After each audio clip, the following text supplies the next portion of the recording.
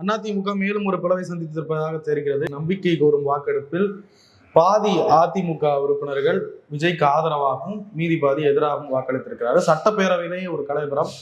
வெளியே சி.வி. சண்முகத்திற்கும் எடப்பாடி பழனிசாமிக்கும் வார்த்தை முதல் எப்படி பாக்குறீங்க?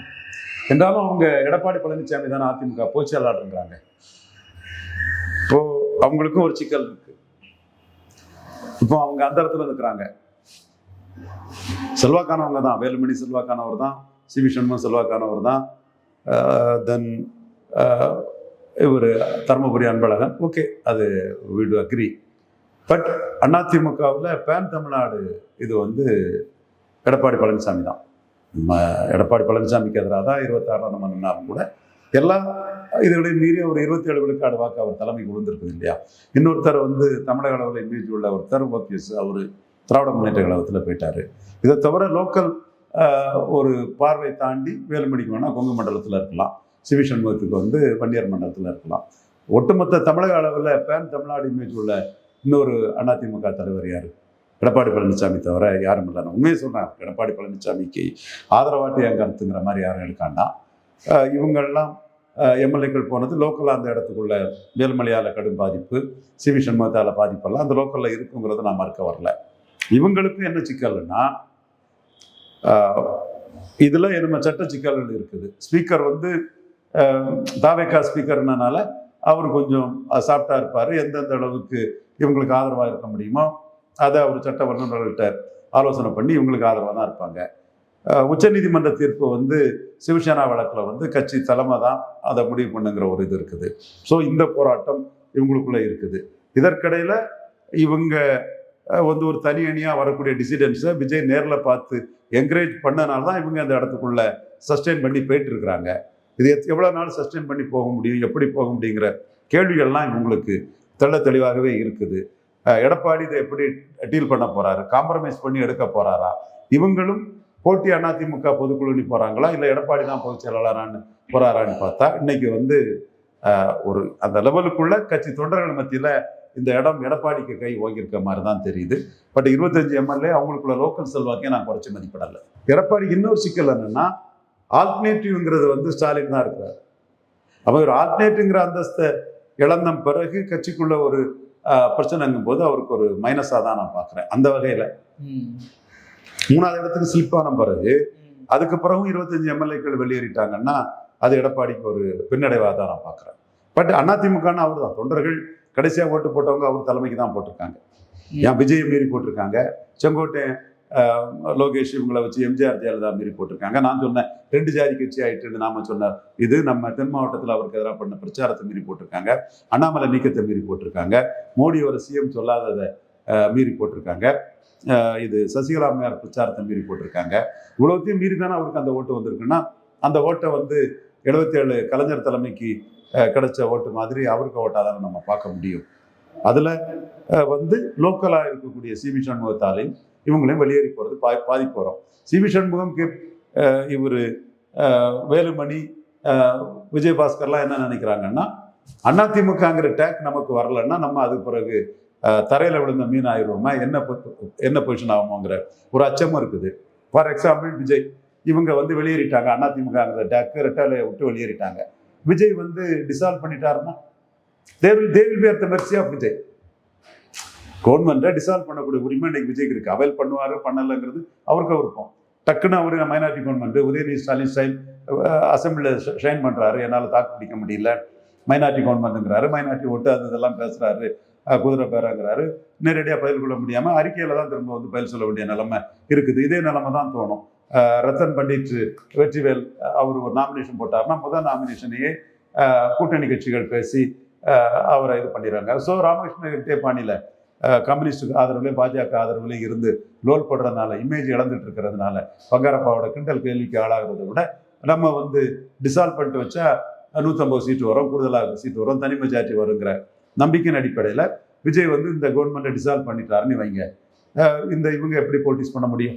சி.வி. சண்முகம், கே.பி. முனுசாமி இதெல்லாம் சி.வி. சண்முகம், இவர் வேலுமணி இவங்கெல்லாம் எப்படி போலிட்டிக்ஸ் பண்ண முடியும்? பாலக்கோடு அன்பழகன் எல்லாம் சிக்கலால் ஆகும்.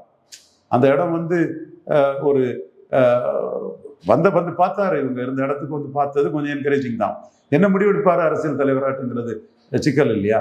டிஏவிசி கேஸ் இருக்கு, அது இருக்குன்னா நம்ம அரசியல் விமர்சகர் ஆர்கேஏ நேற்று நியூஸ் 18 பேசினாரு. இதுக்கெல்லாம் தன் இமேஜ் பாதிக்கும்னு விஜய் நினைச்சிட்டாருன்னா, அபோவால் நான் வந்து மெஜாரிட்டியை நிரூபிச்சிட்டேன், மெஜாரிட்டியை நிரூபிக்கிறது வரதான் எனக்கு இதெல்லாம் தேவைப்பட்டது. ஏன்னா விஜய் இன்னைக்கு டல்லாக தான் இருந்தார் சட்டசபையில், பார்த்தீங்கல்ல, இப்படி பார்த்து கவனிச்சிங்கல்ல. இது உதயநிதி ஸ்டாலின் அவுட்ஸ்டாண்டிங்காக எக்ஸ்ட்ராடினரியாக ஷைன் பண்ணிட்டு இருந்தார். கலைஞருக்கு பேர பெரிய அளவில் ஷைன் பண்ணிட்டு இருந்தார் எதிர்கட்சி தலைவர் உதயநிதி ஸ்டாலின். ஒரு பாயிண்டாக சேஞ்சு எக்ஸ்சேஞ்சு புஷ்பா படம் அது இதுன்னு வாங்கி அடித்து ஏறி போயிட்டு இருந்தார். விஜய் வந்து மைனாரிட்டி கவர்மெண்ட்டுங்கிறதுனால அவர் கொஞ்சம் ஒரு டிஃபரெண்ட் நேச்சரோட, ஒரு இன்ஹிபிட்டட் நேச்சரோட அவர் வந்து டிஃபென்சிவில் தான் அவர் ஆடினார். காரணம் விஜய்க்கு திறமை வளையம் காரணம் குறவுங்கிறதெல்லாம் நான் கருத்தாக சொல்ல வைக்கல. விஜய் இருக்க சைடே மைனாரிட்டி கவர்மெண்ட் 108 தாங்கிற அந்த இடத்துக்குள்ள விஜய் நின்றுக்கிட்டு பேசும்போது அதை டிஃபெண்ட் பண்ணுறதுக்கு விஜய் கஷ்டப்படுறாரு. அவரே வந்து ஆர்டரை வந்து விட்ரா பண்ண வேண்டிய ஒரு பலகீனமான தலைமைங்கிற லெவலுக்கு கூட்டணி கட்சிகள் சிபிஎம் சிபிஐ அது அவருக்கு விருப்பம். டாக்டரை போடலாம், இன்ஜினியரை போடலாம், ஜோசியக்காரரை போட்டுட்டு போறாரு, அதில் என்ன இருக்கு? பட் இவங்க சிபிஎம் வந்து சயின்டிபிக் டெம்பர்ல தான் இருக்கணும்னு பிரியாம்பிள் சொல்லுது, அது சொல்லுது. காங்கிரஸ்காரன் வந்து குதிரைக்கு மந்திரி பதன்னு கார்த்திக் சிதம்பரம் போடுற, பிளஸ் சசிகாந்த் செந்தில் அதை எடுத்துக்கொண்டான்னு சொல்லும்போது விஜயகாஸ்ட் ஈல்ட் அண்ட் ரிமூவ் இருந்த போஸ்ட்டுங்கிற லெவலில் வருது. இப்போ தனி மெஜாரிட்டி இருந்தால் அந்த இது வராது இல்லையா? அப்போ அவர் தனி மெஜாரிட்டியை நோக்கி விஜய் போக மாட்டார்னு எப்படி சொல்ல முடியும்? Tossing the coin and choosing the போறான்னு எடுத்தா கூட தலை விழுந்தா தனியாட்சிக்கு போகும், பூ விழுந்தா இந்த கூட்டணி இந்த மேலாவை கொண்டு போகணும் கூட அவர் முடிவெடுக்கலாம். அப்ப இவங்களுக்கு ஆதரவான ஒரு முடிவு எடுக்காம அவர் டிசல்யூஷனுக்கு போயிட்டாருன்னா உங்க நிலைமை வந்து சிக்கலாகி போகுமே. அதிமுக டிசிடென்ஸுங்க நிலைமை, அது பிறகு எங்க போய் நிற்பீங்க, யார் கூட நிற்பீங்க? ஸோ அவங்க நிலைமையிலும் சிக்கல்கள் இருக்குது. ஸோ விஜய் அடுத்து எப்போ மந்திரி சபை எஸ்டிமால் பண்ண போறாரு, யாருக்கெல்லாம் கொடுக்க போறாரு? காங்கிரஸுக்கே இன்னும் கொடுக்கல, ஃபர்ஸ்ட் இது அவர் கட்சிக்காரங்களை தான் கொடுத்தாரு.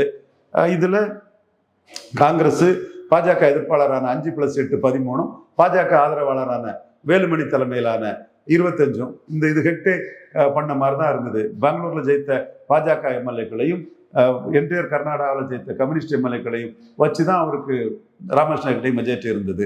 எத்தனை நாளைக்கு இவங்க தொல்லையில் இருக்கிறது, பங்காரப்பா நம்மளை நக்கல் நையாண்டி அடிச்சுட்டு இருக்கிறாருங்கிற சூழ்நிலையில் டக்குன்னு அவர் என்ன பார்த்தாருன்னா டிசால்வ் பண்ணிக்கிட்டு தனி அசம்பிளி சந்திச்சாரு, தனியாட்சி வந்துட்டாரு. ஸோ அவருக்கு அன்னைக்கு ஆல் இண்டியா ஆஸ்பிரேஷன்ஸ் இருந்தது. ராஜீவ்காந்தி மிகப்பெரிய ஸ்வீப் பண்ணும்போது வாரிஸ் ஆல்டர்னேட்டிவ், ஹியர் இஸ் ஆல்டர்னேட்டிவ்னு கெட்டையை தூக்கி பிடிக்க வேண்டிய சூழ்நிலை வந்து நேஷனல் மைண்டட் லீடர் காங்கிரஸ் இருந்தவர், ஜனதா நேஷனல் செக்ரட்டரியா இருந்தவர், பசவனகுடி தொகுதியில் 50,000 ஓட்டு வித்தியாசத்தில் ஜெயித்தாரு. அவர் வந்து நேஷனல் ஆஸ்பிரேஷன் இருந்ததுனால தனி மெஜாரிட்டிக்காக மூவ் பண்ணாரு. விஜய்க்கும் நேஷனல் ஆஸ்பிரேஷன்ஸ் இருக்குது, தென்னிந்தியாவில் ஒரு பெரிய சக்தியாட்டு தன்னை தவ வைப்பாரு. ராகுல் காந்தி விஜய் டியோ இது பண்ணுது. அப்போ இந்த இடத்துக்குள்ள அவர் வந்து மைனாரிட்டி கவர்மெண்ட்டுக்குள்ளே பண்ணார்னா இதே மாதிரி பின்னடைவு தான் வரும். உதயநிதி ஸ்டாலின் ஷைன் பண்ணுவார், இவர் வந்து பின்னடைவை சந்திக்க வேண்டிய ஒரு சூழ்நிலை இவருக்கு இருந்துட்டு. அன்னைக்கு ஆப்வியஸாட்டே உலகம் ஃபுல்லாக பார்த்தாங்க உதயநிதி ஸ்டாலின் வர்சஸ் விஜய்ல. உதயநிதி ஸ்டாலின் பெரிய அளவுக்கு ஷைன் பண்றாரு, விஜய்க்கு வந்து மைனாரிட்டி கவர்மெண்ட்னால அந்த இடத்துக்குள்ள அவர் ஈல்டாகி போக வேண்டிய சூழ்நிலை இருக்குது. ஸோ இதை ஓவர் கம் பண்ணதுக்கு ஒருவேளை அவர் டிசல்யூஷனை ரெக்கமெண்ட் பண்ணிட்டாரு. What is the position of the 25 ADMK rebels? So அவங்க வந்து எடப்பாடி தாங்க பொதுச்செயலாளர்னு அந்த எடப்பாடி கிட்ட ஒரு காம்ப்ரமைஸுங்கிற ஒரு ரூமையும் திறந்து வச்சுக்கிட்டு தான் அதை பண்ண முடியும். அதை தான் பண்றதா நான் பார்க்குறேன். விஜய் அவர்கள் மெஜாரிட்டி கிடைக்காம கஷ்டப்பட்டுட்டு இருந்தாரு, நிறைய தலைவர்களை பார்த்துக்கிட்டு இருந்தாரு. அதுக்கப்புறம் சட்டசபையில பிரச்சனைகள்லாம் இருந்தது. எல்லாத்தையும் கடந்து வந்து ஒரு வகையா ஃப்ரீ ஆயிட்டாராம் எல்லா தலைவர்களையும். இப்போ அவர் நினைச்சா ஹெக்டே மாதிரி டிசால்வ் பண்ண முடியும் இந்த கவர்மெண்ட். அவருக்கு ரத்தன் பண்டிட் வெற்றிவேல் அது போட்டதை வந்து அவருக்கு உரிமை. ஆனால் இவங்க அதை சயின்டிஃபிக் டெம்பர்மெண்ட் அது இதுன்னு சொல்லி இது பண்ணிட்டாங்க. டாக்டர் போடலாம், இன்ஜினியரை போடலாம், வக்கீலை போடலாம்னு சொல்லும்போது ஒரு அஸ்ட்ராலஜரை போடுறதுலே ஒன்றும் இல்லை. அதுவும் செங்குந்தர் சமுதாயத்தை சேர்ந்தவர் ஒரு பெரிய அரசியல் அதிகார பதவின்னு சொல்லும்போது நம்ம ஒன்றவர்கள் வந்து அதை பாசிட்டிவாக தான் பார்த்தோம். இன்னைக்கு சொல்லலாம், அன்னைக்கும் அதுதான் நம்ம சொல்லுவோம். ஸோ பட்டு கூட்டணி கட்சிகள் அதை வந்து எல்லாரும் கண்ணா பின்னாடி விமர்சிக்கும் போது மைனாரிட்டி கவர்மெண்ட் வச்சிருக்கிற விஜய் அதுக்கு ஈல்டாக வேண்டியது இருக்குது. இந்த இடத்துக்குள்ள தான் சொல்கிறேன், நான் மீண்டும் விஜய் டிசல்யூஷனுக்கு போகிறதுக்கு வாய்ப்பு இருக்குன்னு நான் சென்ஸ் பண்ணுறதுனால சொல்கிறேன். நானே சென்ஸ் பண்ணதுதான். ராமகிருஷ்ணன் கிட்டே ஆல் இண்டியா ஆஸ்பிரேஷன்ஸ் இருந்து விஜய்க்கும் ஆல் இண்டியா ஆஸ்பிரேஷன்ஸ் இருக்கு. ஆல் இண்டியா ஆஸ்பிரேஷன்ஸ் உள்ள ஒரு லீடர் வந்து மைனாரிட்டி கவர்மெண்ட்டை வச்சுக்கிட்டு டெய்லி முடிவையே விட்ரா பண்ணக்கூடிய அளவுக்கு எப்படி லோல் பண்ணிட்டு இருப்பாரு. சட்டசபையிலே விஜய்க்கு முகம் நல்லா இல்லையே, அவரு டல்லாலாம் இருந்தார், ரொம்ப சோஃபராலாம் இருந்தார். பாத்தீங்களா? உதயநிதி ஸ்டாலின் ஜாலியா அடிச்சுட்டு போனாரு. எனக்கு அவர்கிட்ட ஆம்சன் அம்யூனிஷன் இருந்து, பாயிண்ட்ஸ் இருந்து, மைனாரிட்டி கவர்மெண்ட், அதனால அவரை அடிச்சுட்டு போறாரு. மைனாரிட்டி ஓட்டுக்காக தான் ரெண்டு பேருமே துடிக்கிறாங்க. சனாதனங்கிறாரு அவரு, இவர் மைனாரிட்டி பாதுகாப்புங்கிறாரு. யார்கிட்ட இருந்து மைனாரிட்டியை பாதுகாக்க போறாங்க? குத்தி குத்தி காட்டிக்கிட்டே இருக்காங்க. நீங்க வந்து எங்க ஆதரவு எம்எல்ஏக்களோட, எங்க கூட்டணி எம்எல்ஏக்களோட ஆட்சி அமைச்சிங்க, உங்களுக்கு மெஜாரிட்டி இல்ல, மைனாரிட்டி குத்தி குத்தி குத்தி காமிச்சுக்கிட்டே இருக்காங்க. உண்மையை குத்தி காட்ட தானே செய்வாங்க அரசியல்ல. நீங்க 35 விழுக்காடு எடுத்தது எம்ஜிஆரோட 5 விழுக்காடு ஓட்டு அதிகம். கரெக்டா சொல்ல போனா 3.6 விழுக்காடு ஓட்டு அதிகம் உங்களுக்கு. எம்ஜிஆரோட ஓட்டு அதிகம். ஆனா 4.6 விழுக்காடு அதிகம். எம்ஜிஆரோட நியர்லி 5% ஆஃப் ஓட்ஸ் அதிகம். ஆனா எம்ஜிஆர் 4 முனை போட்டியில் மெஜாரிட்டி வந்துட்டார. நீங்க ஃபர்ஸ்ட் சிஸ்டத்தில் மெஜாரிட்டி வரலையே. ஸ்டாலினை தோற்கடிச்சிருக்கலாம், அது வேற விஷயம். இப்போ ஜெயலலிதாவை தோற்கடிச்சாரு கலைஞர், மெஜாரிட்டி வந்துட்டாரு. அடுத்து வந்து 2006 கலைஞர் மைனாரிட்டி கவர்மெண்ட் தான். ஆனா அவர் கூட்டணி கட்சிகள் மூலமா மெஜாரிட்டி வந்துட்டாரு. அப்ப நீங்க வர்ற மெஜாரிட்டியே ஒரு ஸ்டாலின் முதல்வர்னு சொன்ன 13 எம்எல்ஏக்களால மெஜாரிட்டி வர்றாரு. இது உண்மைதானே? அப்ப அந்த இடத்துல நீங்க 77 எம்ஜிஆர் அந்தஸ்துல எம்எல்ஏக்கள் இதுல இல்ல, 2006 கலைஞர் அந்தஸ்துல இல்ல. கலைஞர் அவர் முதல்வர்னு வந்த கூட்டணி கட்சிகள் மூலமா கம்ஃபர்டபுள் மெஜாரிட்டி இருந்தாரு. நீங்க விஜய் ஸ்டாலின் முதல்வர்னு சொன்ன 13 பேரால மெஜாரிட்டி உங்களுக்கு கிடைக்குது. எடப்பாடி முதல்வர்னு சொன்ன 25 பேரால கம்ஃபர்டபுள் மெஜாரிட்டி உங்களுக்கு கிடைக்குது. அப்ப இது சொல்லத்தானே செய்வாங்க, உண்மைதானே, இது பொய் இல்லையே. அப்ப இதை நீங்க ஓவர் கம் பண்ணணும்னா மீண்டும் ஹெக்டே பாணியில தனி மெஜாரிட்டி பெற்றாதான் உங்களுக்கு அந்த தீய குதிரை பேரம், தீய சக்தி, நீங்க ஒரு அநாகரிக அரசியல் பண்றீங்க, கட்சி மாறலை ஊக்குவிக்கிறீங்க, ஒரு நியாயமற்ற அரசியல் பண்றீங்க, உங்க குற்றச்சாட்டுல நீங்க தப்ப முடியும். எதுக்கு நீங்க அதிமுக டிசிடன்ஸ் எம்எல்ஏ போய் பார்க்கணும்? உங்களுக்கு மெஜாரிட்டி இல்லாதனால தானே. சப்போஸ் உங்களுக்கு மெஜாரிட்டி இருக்குன்னு வைங்க, ஏன் போய் பார்க்க போறீங்க? பார்க்க மாட்டீங்கல்ல. அப்ப நீங்க ஒரு தரப்பு பிடியில இருக்கக்கூடாதுன்னு இன்னொரு தரப்பையும் உள்ள கொண்டு வரீங்க. முலாயம் சிங் யாதவ் யூபியில இருந்த மாதிரி. பட் உங்க கவர்மெண்ட் மைனாரிட்டி கவர்மெண்ட் ஸ்டாலின் முதல்வர்னு சொன்ன 13 பேரையும் எடப்பாடி முதல்வர்னு சொன்ன 25 பேரையும் வச்சுதான் நீங்க வந்து 144 தவிச்சிருக்கீங்க. அல்லது உங்களுக்கு மேஜிக் நம்பர் கிடையாதுங்கிறதா 100% உண்மை. உதயநிதி அவர்களுக்கு விஜய் அவர்கள் ஃபைட் கொடுக்கிறாரா? Tough fight. Vijay leader, Stalin leader. Vijay ஸ்டாலினை தோக்கடிச்சிட்டாரு, எடப்பாடியை தோக்கடிச்சிட்டாரு. மறைக்கவே முடியாத உண்மை. அதுதான் நான் சொல்றேன். ஒண்ணு அவரு, இவங்க 2-3 ஆட்டு ஆயிட்டாங்க, டைனமிக்ஸ் மாறிட்டு. ஆனா உதயநிதி ஸ்டாலினுக்கு டெலிகேட்டர் பவரா எதிர்கட்சி தலைவராகி அட்டகாசமா விஜய் டீல் பண்றாரு. விஜய் அதுக்கு ஈக்குவலா எப்படி பண்றாருங்க? உதயநிதி ஸ்டாலின் ஷைன் பண்றாருங்க. கண்ணை திறந்துட்டு பாருங்க. தமிழகமே சொல்லுது, உலகமே சொல்லுது, இன்னைக்கு உள்ள நம்பிக்கை வாக்கெடுப்புல உதயநிதி ஸ்டாலின் களத்துல ஷைன் பண்ணிட்டாருன்னு. நான் விஜய் ஷைன் பண்ண மாட்டாருன்னு சொல்ல வரல. விஜய் மைனாரிட்டி கவர்மெண்ட்ங்கிற டாக்ட்ல பலகீனத்துல நிற்கிறார். அந்த பலகீனம் தான் உதயநிதி ஸ்டாலின் வந்து எங்க ஆட்களை வச்சு நிக்கிறீங்கன்னா கிண்டல் அடிக்கிறதுக்கு. விஜய் ஸ்ட்ராங்கா திருப்பி பேசாதது ஒரு பலவீனமா இருக்கும். திருப்பி விஜயால பேச முடியாதுன்னு சொல்ல வரல. இப்ப அறிக்கை கொடுத்திருக்காரு வெளியே வந்து, அவர் மைனாரிட்டி கவர்மெண்ட்ங்கிறது மைனஸ் தானுங்க. கலைஞர் அவர்கள் ஓட்டவே இல்லையா? கலைஞர் வந்து அவர் அணி மெஜாரிட்டி தானே. நீங்க ஸ்டாலின் முதல்வர்னு சொன்னவங்களே அப்படி பார்த்தாலும் இவர் மெஜாரிட்டி தானே. சிவி சண்முகம் எம்எல்ஏக்கெல்லாம் அவர் எடப்பாடி முதல்வர்னு சொல்லிட்டு வந்தவங்களாங்க. ஸ்டாலின் கலைஞர் இது பண்ணது அவரை முதல்வர்னு சொன்ன காங்கிரஸ் இதையும் பாமகவும் தானே, கம்யூனிஸ்டும் தானே. அவருக்கு மெஜாரிட்டி இல்லைங்க. அவரை முதல்வர்னு சொன்ன கம்யூனிஸ்டும் பாமகவும் சேர்ந்தாலும் மெஜாரிட்டி வருது. அவரை முதல்வர்னு சொன்ன காங்கிரஸ் சேர்ந்தாலும் மெஜாரிட்டி வருது. நீங்க அநாகரிகமான காங்கிரஸ், லஜ்ஜை இல்லாத காங்கிரஸ், துரோக காங்கிரஸ், நம்பிக்கை துரோக காங்கிரஸ், பாரசைட் காங்கிரஸ், ஒட்டுணி காங்கிரஸ். மோடி பெங்களூர்ல சொன்னார் பாத்தீங்களா, ஸ்டாலின் தூக்கி பேசினார் பாத்தீங்களா, எங்க வார்த்தை பாரசைட் காங்கிரஸ்ங்கிறது எங்க வார்த்தை. அதே பிரதமர் தெளிவா சொன்னார். அவருக்கு தெரியாதது இல்லை, அவரும் அது பயன்படுத்தக்கூடிய வார்த்தை தான். அந்த முஸ்லீம் ஓட்டுக்காக ஒட்டுணியா காங்கிரஸ் செயல்படக்கூடிய அந்த தன்மையை தான் சொல்றோம். அந்த காங்கிரஸ் வந்து ஸ்டாலினை திமுக முதல்வர்னு சொல்லிட்டுல 5 வந்து சப்போர்ட் பண்றாங்க. இதுதான் ராமகிருஷ்ண ரெட்டி டெசிலியூஷனுக்கு போய் மெஜாரிட்டி வந்தார். கலைஞர் அவரை முதல்வர்னு சொன்ன சிபிஎம் சிபிஐ, அவரை முதல்வர்னு சொன்ன பாமக, அவரை முதல்வர்னு சொன்ன காங்கிரஸ். அதுக்கு எதுக்கு வித்தியாசம் இல்லையா? கைப்புண்ணு கண்ணாடி தேவையா என்ன மார்ஷல்? நீங்க எடப்பாடி முதல்வர்னு சொன்னவங்களை வச்சு ஆட்சி பண்றீங்க. அது அப்போ தூய சக்திக்கு இலக்கணம் இல்லை, தீய சக்திக்கு இலக்கணம்னே ஆகுது.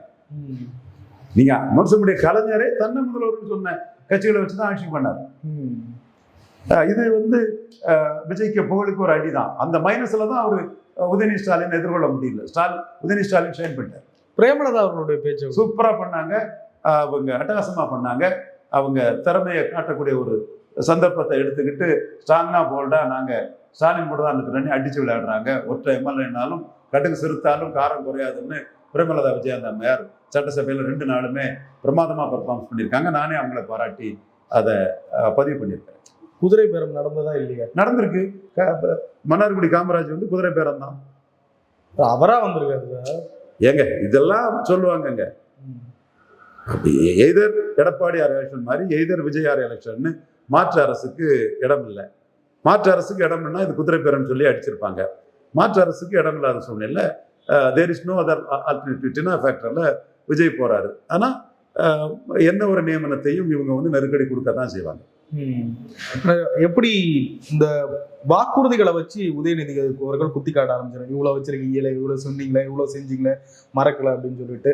இது நாளை பின்ன விஜய்க்கு நாளாக ஒரு டென்ஷன் ஆகும். இதுக்கு வந்து தீர்வு வந்து உள்ளாட்சி தேர்தல் தான். விஜய் உள்ளாட்சி தேர்தலை உடனே வைக்கணும். டைரக்ட் எலெக்ஷனா வைக்கணும். ஒரு மாஸ் லீடர் டைரக்ட் எலெக்ஷனா வைக்கணும். ஸ்டாலின் மாதிரிலாம் இன்டைரக்ட் எலெக்ஷனுக்கு போகக்கூடாது. கலைஞர் வந்து 96 ஸ்வீப் பண்ணதும் டைரக்ட் எலெக்ஷன் தான் வச்சாரு. அதே மாதிரி இவங்களும் வந்து உங்கள் மக்கள் நம்பிக்கை உங்களுக்கு இருக்குது, வெற்றி பெற்றிருக்கோம், இன்னைக்கு ஸ்டாலினே தோத்தாரு இதுன்னு சொன்னால் டைரக்ட் எலெக்ஷனில் சென்னை மேயரை திமுக பிடிச்சிருமோன்னு அச்சப்படக்கூடாது. தைரியமாக அதை வைக்கணும். டைரக்ட் எலெக்ஷனில் வந்து திருச்சி மேயரை திமுக பிடிச்சிருமோ அப்படியெல்லாம் நீங்கள் அச்சப்படாமல் நீங்கள் தான் ஸ்ட்ராங்காக ஒரு அறிக்கை விட்டுருக்கீங்களே, அதுக்கு இன்னைக்கே நேரடி தேர்தல் நடைபெறும். உள்ளாட்சி பதவிகளுக்கு, மாநகராட்சி, பேரூராட்சி, நகராட்சிக்கு. ஏன்னா ஸ்டாலின் வந்து எடப்பாடி 75 சீட்டு ஜெயித்து ஸ்ட்ராங்காக வந்துட்டாருங்கிறதுனால அவர் வந்து இன்டைரக்ட் எலெக்ஷனுக்கு போயிட்டாரு. ஸோ நீங்கள் டைரக்ட் எலெக்ஷனுக்கு வைக்கணும். அந்த டைரக்ட் எலெக்ஷனில் மீண்டும் Vijay number 1, Stalin number 2, Edappadi number 3ங்கிறது இதாகுதா, அதில் ரிவர்ஸ் ஆகுதாங்கிற பொறுத்து தான் இந்த குற்றச்சாட்டுகளுக்கு மக்கள் எப்படி பார்க்குறாங்கிறத ஓரளவு சொல்ல முடியும். இப்போ எப்படி சார் இந்த ஸ்பிளிட்டு வந்ததுக்கு அப்புறம் ஒருவேளை சட்ட போராட்டம்லாம் பண்ணா இபிஎஸ்னுடைய தலைமை பதவிக்கு ஏதாவது ஆபத்து இருக்குமா? ஒன்றும் ஆபத்து இல்லை. ஏன்னா எம்எல்ஏக்கள் கொஞ்சம் அதிகமாக இருக்க மாதிரி தெரியுது. இல்லைப்பா, நம்ம 10 வருஷத்துக்கு முன்னே சொன்னேன் எதிர் எடப்பாடி எலெக்ஷன் சொன்னேன். குட்டையை நெட்டையோ சிறுசோ பெருசோ எடப்பாடி தான் அதிமுகன்னு சொன்னேன். இன்னைக்கு நான் சொல்றேன் எடப்பாடி தான் அதிமுக. 4 எலெக்ஷன் அவர் தலைமையில் வந்தாச்சு இல்லை. 19, 21, 24, 29 4 முறை அவர் லீடராக நின்று சந்திச்சிருக்கிறாரு. ஒரு 20 விழுக்காடு வாக்கெடுத்துக்காரு. இன்னைக்கு நீங்க பார்லிமெண்ட் வைஸ் கணக்கெடுத்து பாருங்க, வட மாவட்டங்கள்லாம் பல பார்லிமெண்ட்ல நம்பர் 1 இடத்துல இருக்கிறார்.